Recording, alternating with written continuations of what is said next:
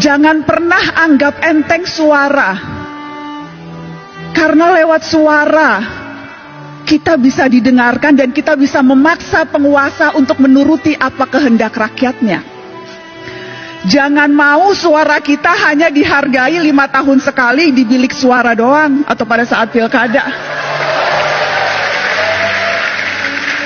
Jangan mau suara kita hanya dianggap berharga 100-200 ribu atau dapat jilbab pada saat kampanye. Biasanya modusnya itu kan bagi-bagi kaos partai atau bagi-bagi jilbab untuk yang perempuan. Jangan mau kita hanya dikerdilkan sebatas fans yang bisa berbaris seperti itik.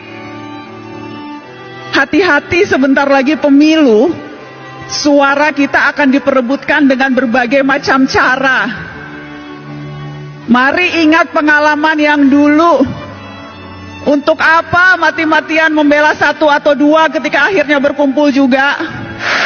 Buat apa musuh-musuhan sampai seolah-olah dunia akan berhenti kalau ternyata yang kalah bergabung dengan yang menang atas nama demi bangsa?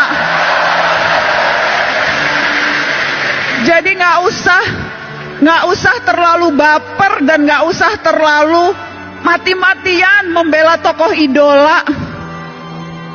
Karena sekali lagi, hitung-hitungan mereka terkadang bukan kita, hitung-hitungannya untung rugi, Pak. Untung rugi kalkulasi politik aja.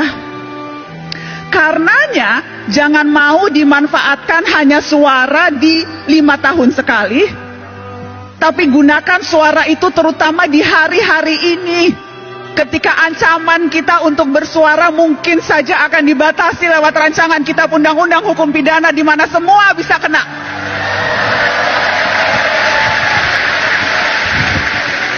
Terlalu berharga suara kita. Dan saya selalu bilang ini, cuma itu yang kita punya, suara. Negara punya yang lain. Negara punya kuasa, negara punya tentara, negara punya uang, kita punya apa? Kita punya suara.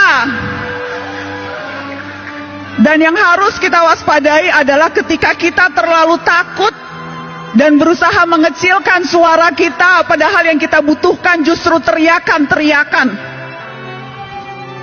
Jadi ya, menjadi pemimpin, menjadi presiden itu bagus, niat mulia. Tapi perhatikan suara-suara orang yang juga tidak punya kuasa, tetapi kalau berkumpul bisa berdaya. Jadi mari rapatkan barisan. Mari rapatkan barisan. Dan jangan mau ditipu-tipu. Jangan mau dipergunakan hanya suaranya. Tetapi ketika kita menuntut hak-hak kita yang paling dasar, sedasar kebebasan berekspresi dan berbicara, itu kita tidak didengarkan. Tetapi kakak mau menegaskan ini, adik-adik. Pergerakan jangan hanya sebatas kerumunan.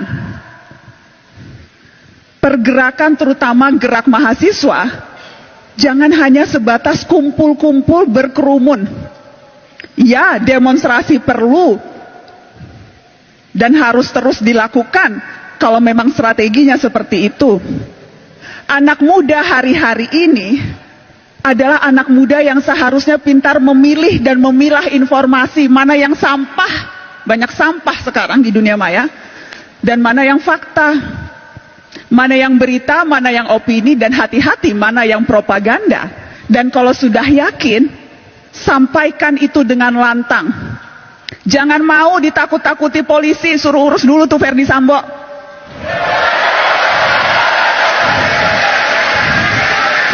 Sepanjang kita tahu apa yang kita lakukan benar, kita tidak merugikan orang lain, jangan mau ditakut-takuti dengan pasal.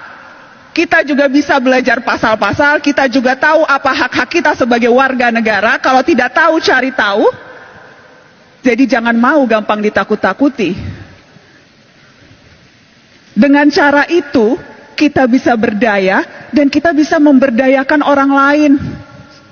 Dan harusnya itu ultimate goal kita dalam hidup.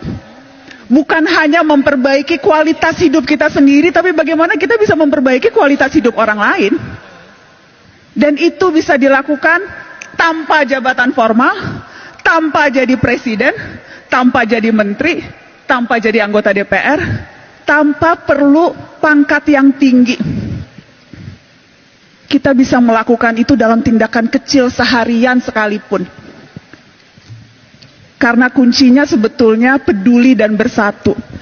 Kutipan yang selalu saya tunjukkan ke setiap mahasiswa ketika Bung Hatta bilang seperti ini, peduli dan bersatu itu adalah kunci. Karena kalau tidak, Indonesia hanya seperti seuntaian gambar di peta.